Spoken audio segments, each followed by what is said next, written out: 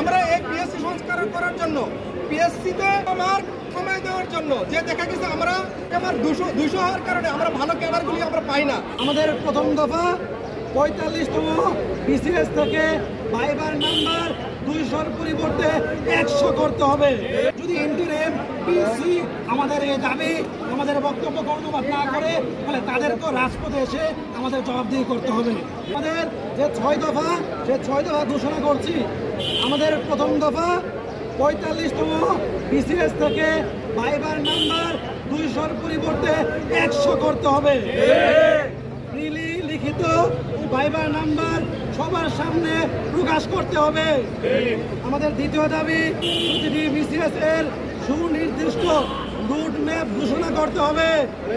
আমাদের তৃতীয় দাবি সুপারিশ প্রক্রিয়া নিরপেক্ষ করার লক্ষ্যে ভেরিফিকেশনে যে হয়রানি এটি বন্ধ করতে হবে এবং গেজেট প্রণয়ন স্বচ্ছ ও নিরপেক্ষ করতে হবে।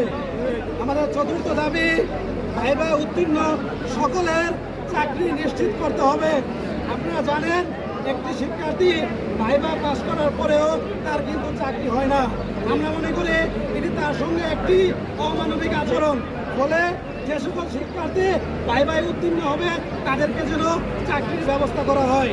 আমাদের পঞ্চম দাবি প্রাইভেট যে সেক্টরগুলো আছে সেখানে প্রত্যেকটি প্রতিষ্ঠান তাদের মতো করে আমাদের আবেদন ফি নেওয়া হয়।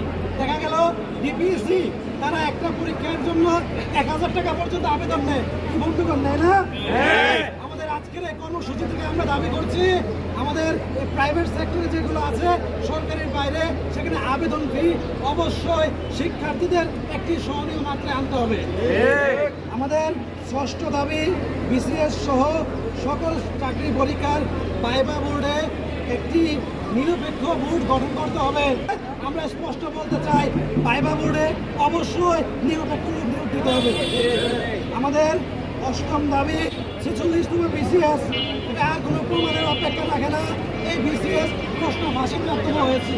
ফলে আমরা বলতে চাই ওই পিএসসিকে যে সিন্ডিকেট এই প্রশ্ন আউট করেছে, প্রশ্ন ফাঁস করেছে তাদেরকে আইনের আওতায় আনতে হবে, নয়তো 46তম বিসিএস পরীক্ষা আবার পুনরায় নিতে হবে। দেশের যে সংস্কার ইন্টারিম পিএসসি যারা আছে তারা এই সংস্কারটুকু করবে, কিন্তু আমাদেরকে হতাশ করেছে।